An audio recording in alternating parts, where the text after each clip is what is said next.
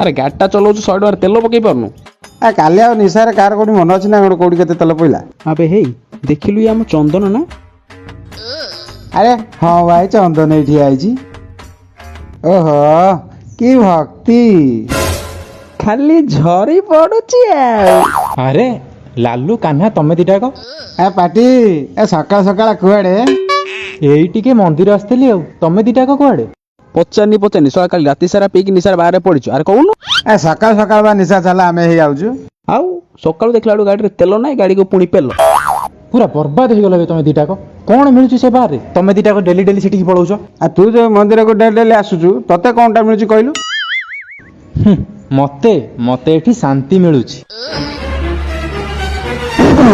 ଆମକୁ ସେଇଠି ଭକ୍ତି, ତୃପ୍ତି, ଚାନ୍ଦିନୀ, ମାମୁନି, ପ୍ରୀତି ସବୁ ମିଳି ଯାଉଛନ୍ତି।